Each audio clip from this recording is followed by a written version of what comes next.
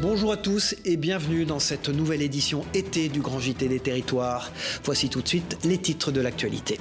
Des métiers qui recrutent à quelques jours de la rentrée. TL7 dans la Loire nous fera découvrir l'une de ces professions en manque de main-d'œuvre, chaudronnier. Une carrière qu'a décidé d'embrasser notamment une apprentie de 19 ans. 100% électrique, LMTV Sarthe nous fera voyager à bord d'un petit avion entièrement électrique. Une nouveauté dans l'air du temps, vous le verrez. Et puis il sera aussi question d'histoire et même de préhistoire dans ce journal avec la nouvelle exposition du musée d'Aquitaine dont nous parlera TV7, la chaîne du groupe Sud-Ouest. Une exposition pour en savoir plus sur les représentations artistiques de nos lointains ancêtres. Dans un peu plus d'une semaine, l'heure de la rentrée sonnera pour des millions d'élèves en France. Vous serez aussi nombreux à reprendre le travail ou à chercher une nouvelle aventure professionnelle. Alors à ce propos, savez-vous que de nombreux secteurs d'activité peinent aujourd'hui à recruter ? Parmi eux, le métier de chaudronnier est sans doute l'un des plus méconnus en France. Alors dans la Loire, Céline Ercilia, journaliste à la rédaction de TL7, a suivi pour vous une jeune apprentie. Regardez. Derrière ce casque se trouve Romane, 19 ans. La jeune femme s'attaque à une de ses activités préférées dans la chaudronnerie, la soudure. Et pour cela, elle peut compter sur le soutien de son collègue. Il lui donne ses conseils, son savoir-faire. Une transmission essentielle dans ces métiers qui semblent moins attirer les jeunes. Romane baigne dedans depuis son enfance avec son père travaillant dans les métiers de la métallurgie. Elle apprécie les différents aspects du métier. Il faut de la concentration et on s'en sert partout, Dans chaque pièce, il y a forcément un peu de soudure. La jeune femme est en contrat d'apprentissage dans cette entreprise de chaudronnerie. Cela fait plusieurs années que la direction privilégie ce type de contrat. Le métier se perd et les entreprises peinent à recruter. L'idéal est donc de former directement les jeunes aux techniques de chaudronnerie et de passer les premiers a priori. C'est vrai que la chaudronnerie est un métier qui a peut-être une mauvaise réputation, un peu un travail où il faut se salir, difficile. J'étais sur un cursus général au tout départ et j'ai décidé de m'orienter sur un cursus pro. Et j'avais de bonnes notes et du coup j'ai subi un barrage de mes professeurs qui ne voulaient pas que je gaspille mes compétences. Mais bon voilà, aujourd'hui je suis directeur du site, donc il ne faut pas s'arrêter aux notes. Et le secteur recrute dans la Loire. 2160 postes sont à pourvoir dans le secteur de la métallurgie, dont 240 en chaudronnerie. 85% des entreprises déclarent avoir des difficultés à recruter. Et un actif sur 10 dans ce secteur sera à la retraite dans 10 ans. Voilà, et s'il y a bien un secteur qui traverse les époques et les aléas économiques, c'est sans doute celui de la coiffure. En Bretagne, vous allez le voir, les salons s'installent parfois sur 4 roues. Le salon de Cindy Bienfait, itinérant, passe de village en village pour couper et brosser les mèches rebelles. Une idée aussi utile que sociale, un sujet de la chaîne TVR à Rennes, regardez. Le mercredi, à Bois-Trudon, c'est le bon jour pour aller chez le coiffeur.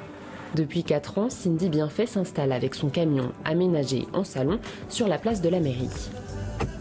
Plutôt que de louer un local dans le village, cette jeune entrepreneuse a choisi l'itinérance. Elle se déplace sur 9 communes rurales et le salon ne désemplit pas. Il y a des commerces qui ne peuvent pas tenir à longueur de temps. Donc l'itinérance permet en fait de faire ce compromis entre amener un service mais de ne pas être là tout le temps. Depuis la rentrée, Cindy a même embauché une coiffeuse à mi-temps pour la soulager et lui permettre de se pencher sur son projet de 2e salon mobile. Alexandre Vallès, fondateur de Mon Petit Camion, l'accompagne dans ses démarches. Cette association vise à dynamiser les communes rurales grâce notamment au commerce itinérant. Quand on croise ces besoins de faire du lien et de travailler sur l'économie locale, on peut trouver des ressources pour booster un peu les communes rurales, sachant que ça a le vent en poupe en plus. Il y a un besoin, je pense, un besoin de proximité, un besoin de se dire on n'est pas oubliés, nous, dans le monde rural. Les gens viennent ici parce qu'effectivement, l'immobilier est moins cher, ou alors un besoin de campagne. Mais c'est de se dire, tiens, on s'occupe de nous un petit peu. Ici, le salon itinérant porte bien son nom, le temps d'une écoute. Au-delà du côté pratique et attractif, ce service, c'est aussi un vecteur de lien social. Tout le monde se connaît, donc forcément, il y a ce plaisir de se croiser, d'avoir un petit mot gentil. Et le samedi, Cindy pousse l'itinérance jusqu'au bout avec un service à domicile.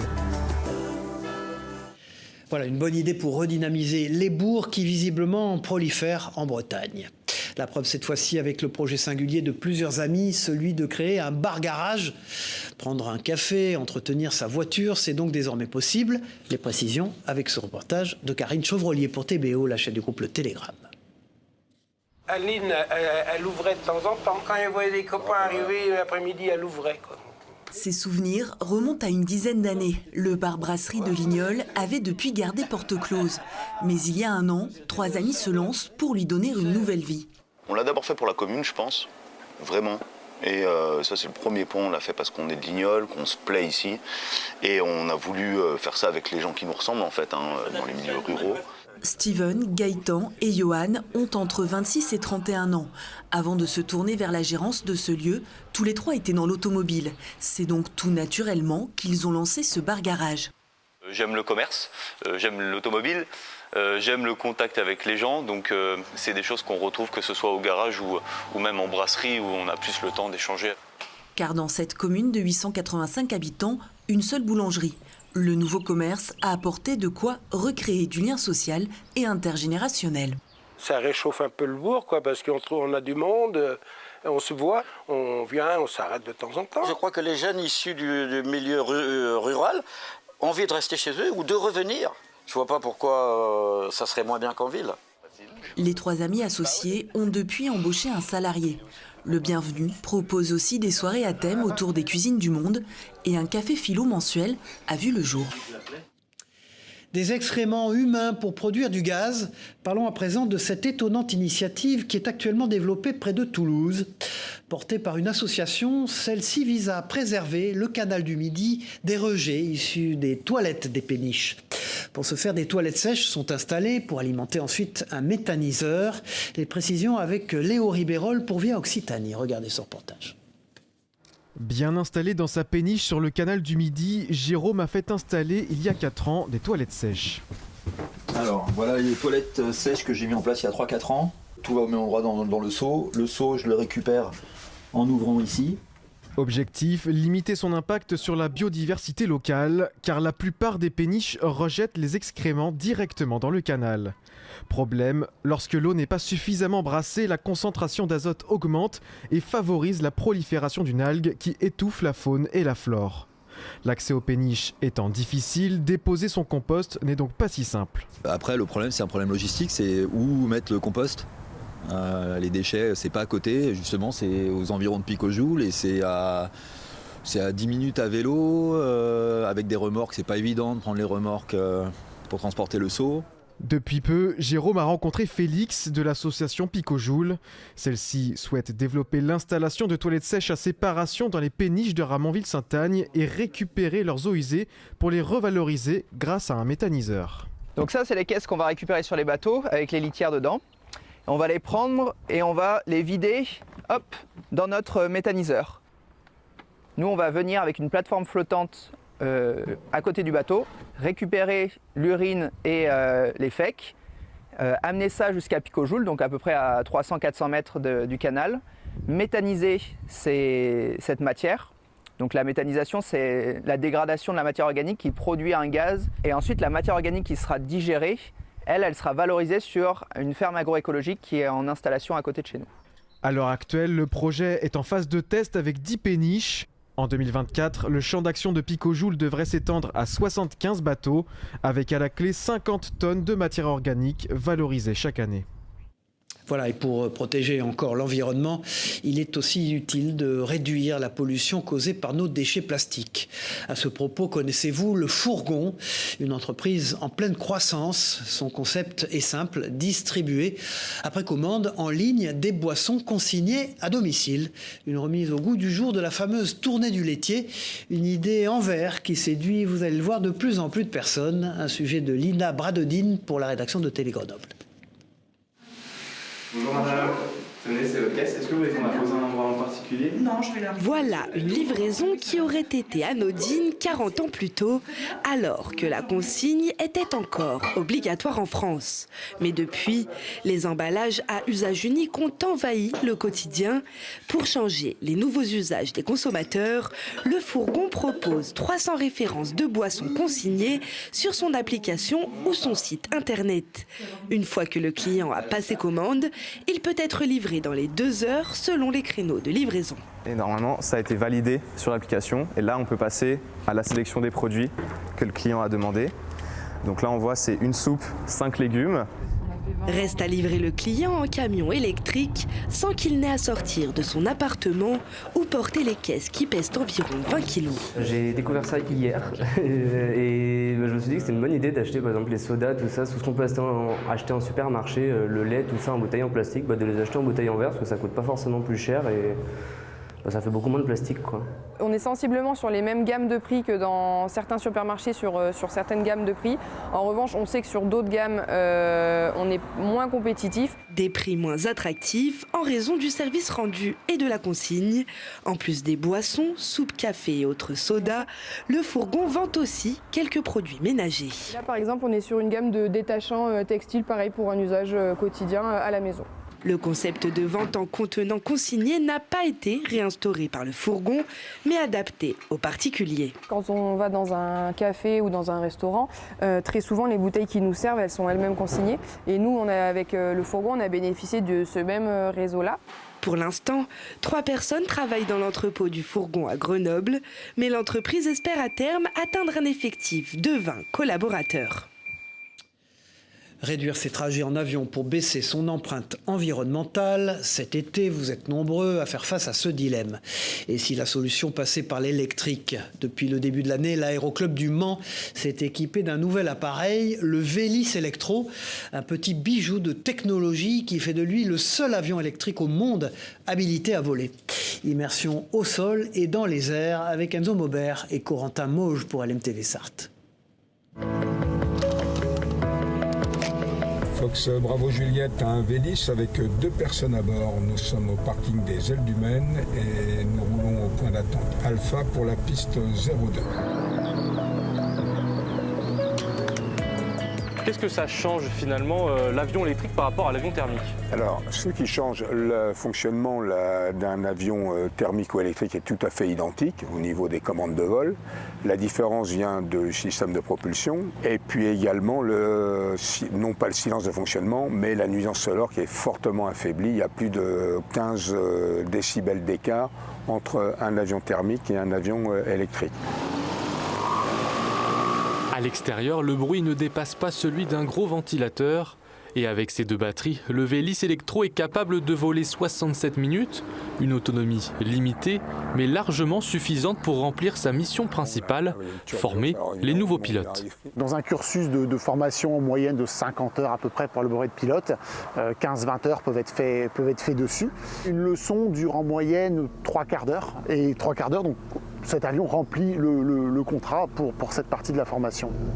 Grâce à ce superchargeur, l'avion peut être rechargé en à peine 1 heure, avec à la clé quelques économies. Pour vous donner une idée, on pense faire à peu près 350-400 heures dessus, ce qui doit correspondre à peu près à 7000-8000 litres de carburant économisés.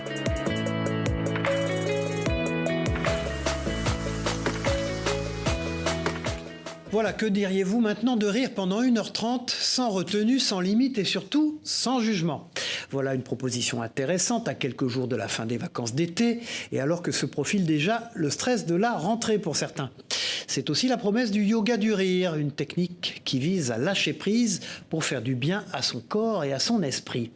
Mélanie Faure pour la chaîne 20 Minutes TV a assisté à l'une de ces séances à Paris, un sujet plein de joie de vivre, regardez.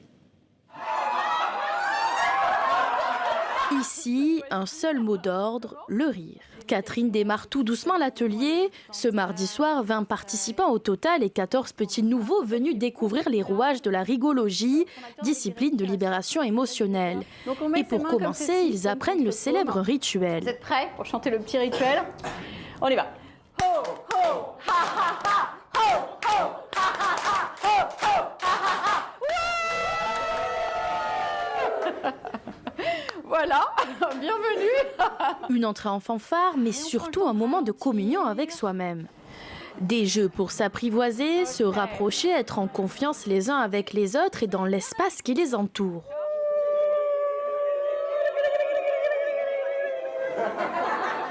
Ils ont le sourire, ils ont la grosse pêche. Puis, il y a toutes les générations, des jeunes, des moins jeunes, et voilà, et ça marche très bien, ça matche bien entre eux. Rire avec les autres, mais aussi rire de tout. Et ce soir-là, impossible d'y échapper. Les rires fusent sans cesse, petits, aigus, exagérés, interminables. En atelier de rigologie, personne n'a peur du ridicule. Le rire a de nombreux bienfaits. Plus d'endorphines, anti-stress naturel, oxygénation de l'esprit, une meilleure digestion et un sommeil plus profond. Depuis la crise Covid, ils sont nombreux à s'être lancés une quête du bien-être. Ça fait du bien. Je suis de nature à rigoler beaucoup. Je suis épuisée, j'ai qu'une envie, c'est de dormir. Une bonne humeur à laquelle il est difficile de résister, même pour les plus experts en la matière. 1h30 de fou rire, puis quelques minutes de détente pour un retour à la réalité avec le sourire.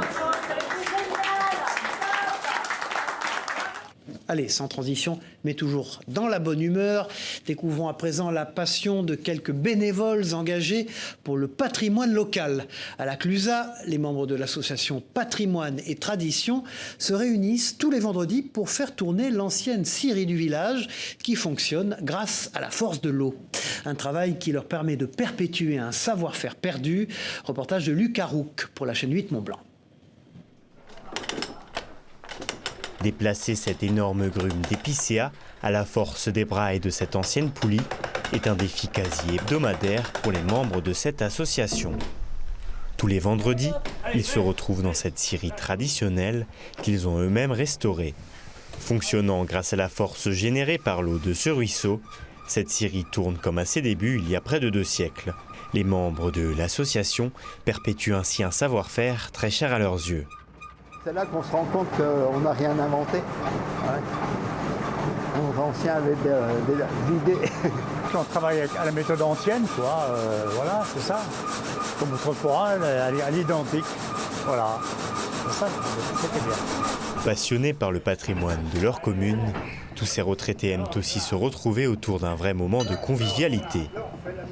Il y a l'entente avec les copains, là, les collègues. Et puis on s'entend bien, on s'entraide et puis ça occupe une journée dans la semaine. Hein. En retraite, on n'est pas toujours débordé, hein, comme on dit. Hein. Grâce à leur précieux travail, les membres de l'association rénovent de nombreux sites patrimoniaux de la Clusa. Ils coupent aujourd'hui du bois pour réaliser la charpente d'un chalet de montagne. Il y a beaucoup de choses anciennes, des vieux chalets qui ont disparu, tout ça, voilà. Mais donc ça, même au niveau touristique, c'est important que les personnes qui sont en vacances ici viennent visiter des choses comme ça. Et la tradition, c'est aussi, on a remis en route des fours, ce qu'on appelle le four banal pour le pain, quoi. Et 4 à 5 fois par an, on refait du pain comme il était fait autrefois. Si vous voulez observer le travail de l'association clusienne Patrimoine et Tradition, sachez que la scierie est visitable uniquement sur rendez-vous. Voilà, alors pour elle, la retraite, c'est hors de question. Elisabeth DeVos est une matelassière, aussi passionnante que passionnée, spécialisée dans la confection de vêtements et d'accessoires pour enfants. Cette octogénaire continue malgré son âge, sa production textile. Le travail, c'est la santé, diront certains. Une rencontre enthousiasmante de la rédaction de Canal 32. Regardez. La boutique atelier 3 petits points est accolée à la maison d'Elisabeth DeVos. Après avoir exercé de multiples métiers, depuis 33 ans, elle s'est spécialisée dans la confection pour enfants. Parce que j'adore les enfants et c'est tellement facile de travailler pour les enfants. Vous savez, c'est trop drôle de travailler pour les enfants. Vous voyez par exemple ça, ça alors madame, je savais pas que les girafes faisaient de la gymnastique. Elisabeth a commencé la confection pour des amis avant d'accéder au statut d'artisan, métier d'art et conservation du patrimoine vivant. Elle se définit comme matelassière.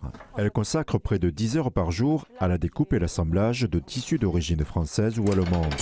Alors elle fait un bruit terrible, je vous préviens tout de suite. Je fais en fait les vagues autour manuellement. Il y a des gens qui me demandent de refaire des couvertures à l'ancienne. Et je crée le dessin moi-même. Elisabeth DeVos aime associer solidité et praticité. à l'instar de cette veste réversible ou ces vanities vendues en boutique, salon ou sur Internet. Quand vous achetez un vanity, ça tombe. Alors que si vous mettez un fond en bois que vous pouvez retiquer, ça ne tombe pas. Vous avez la boutique avec tout ce que je fais. Après ça, vous avez les promos. Et après, comment me contacter? Après, vous avez un bon de commande avec le port, suivant le poids. Donc, je mets par exemple couverture, tel poids, tel prix. Si elle a toujours su s'adapter aux habitudes de consommation, à 81 ans, elle n'arrive ni à transmettre, ni à s'arrêter. Rien qu'à l'idée de travailler autant d'heures, personne ne veut. Ils ont peur. Ils ont peur. Alors moi, je dis, quittez pas votre travail et faites ça à mi-temps. Essayez. M'arrêter, non. La chose qui est le plus importante dans la vie, c'est de se lever et d'être content d'aller travailler. C'est pas de faire le métier qu'on vous dira de faire, c'est le métier que vous aurez envie de faire. C'est un choix de vie. Si vous vous levez le matin en étant content de travailler, ça vaut tout. Elisabeth s'amuse à qualifier sa motivation d'héréditaire. Ses parents et grands-parents ont travaillé jusqu'à leur dernier souffle. Allez, un rendez-vous culturel à présent dans cette édition avec le musée d'Aquitaine de Bordeaux qui propose une nouvelle exposition consacrée à l'art préhistorique. Un parcours qui fait remonter les visiteurs 40 000 ans en arrière pour explorer nos racines artistiques. Un art essentiellement empreint d'images, d'animaux mais aussi d'objets à portée musicale. Un parcours passionnant dont Alix Fourcade nous dévoile quelques éléments pour TV7, la chaîne du groupe Sud-Ouest. Regardez. Lorsque l'on parle d'art préhistorique en Europe, il faut savoir qu'il s'agit d'une période qui s'étend d'il y a 37 000 ans avant Jésus-Christ jusqu'à la fin de la préhistoire il y a 8 000 ans. Un temps qui marque les prémices de l'art dans le sens où on l'entend encore aujourd'hui et où sont principalement représentés des animaux. Les hommes préhistoriques ne font quasiment jamais de paysages, jamais de paysages, d'herbes, de végétaux, ça ne les intéresse pas. Ils n'ont pas besoin de ça pour mettre leur pensée symbolique sur des objets. Dans cette nouvelle exposition du musée d'Aquitaine, on découvre nos ancêtres avec fascination. Des êtres bien loin des clichés que l'on pourrait avoir et qui font preuve d'une technicité surprenante compte tenu du peu d'outils qu'ils avaient à leur disposition. Parfois, certains objets vont voyager. Certains types de décors qui ne sont présents que par exemple en Ariège vont se retrouver au Pays Basque dans les Pyrénées-Atlantiques. D'autres qui sont dans les Pyrénées-Atlantiques vont se retrouver dans les Asturies. Donc on sait qu'il y a des objets et des idées qui voyagent. Des idées et des innovations que les archéologues mettent petit à petit au jour, à l'image de la conque de Marsoulas, dont la finalité n'a été découverte qu'en 2019. Les archéologues ont pris cet objet, l'ont numérisé, l'ont scanné, en ont fait une impression 3D. Ils ont mis un bec, comme pour une clarinette, ils ont soufflé dedans et ils ont obtenu plusieurs notes qui leur ont montré que c'était vraiment un instrument de musique. La dernière exposition consacrée à l'art préhistorique remonte à 1996. Elle avait eu lieu au musée d'archéologie nationale de Saint-Germain-en-Laye. Il y a eu énormément d'avancées dans le domaine scientifique, dans la recherche préhistorique, qui nous permettent d'être au plus proche de ceux qui ont réalisé ces œuvres d'art. Une exposition réalisée en collaboration avec plusieurs musées espagnols et portugais pour croiser les sources, qui sera visible jusqu'au 7 janvier 2024. Ces animaux, à elles, sont colorés et faits de papier mâché. Delphine Aubry est une artiste plasticienne dont l'univers est dédié à ces drôles de bestioles. Des créations et un travail qui s'exposent désormais dans une boutique. Chat, chien et tous les animaux de Delphine peuvent y afficher librement leur regard et leur sourire. Une découverte de Marie-Danielle Rogovitz et d'Anne Didier pour Vosges Télévisions. Regardez. Les bestioles de Delphine Aubry sont partout du sol au plafond dans une boutique ouverte spécialement et forment un bestiaire haut en couleur avec ce drôle de regard. Ça c'est ma signature. Ils regardent un petit peu le monde qui les entoure d'une façon interrogative et puis bon, moi je les aime bien des fois un petit peu simple et un petit peu niais, ou des fois en colère, ou des fois interrogateur ou triste même. C'est la patte de l'artiste sortie des Beaux-Arts d'Épinal mais autodidacte dans cette technique de la sculpture en papier mâché. En plus de 20 ans de création, elle ne les compte plus, des milliers de bestioles. Dans son atelier, Delphine Aubry ne cesse de créer. Elle renouera avec ses premières amours, les poulettes.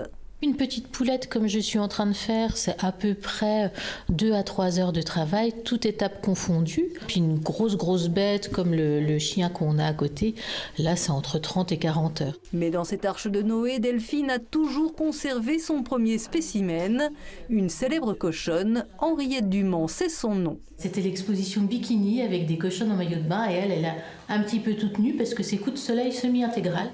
Quant à la boutique où l'on retrouve ses ouvrages, elle sera un lieu d'exposition permanente. Veaux, vaches, cochons et tant de couvées, les bestioles ont fait le tour de l'évolution des espèces animales et elles ont désormais pignon sur rue.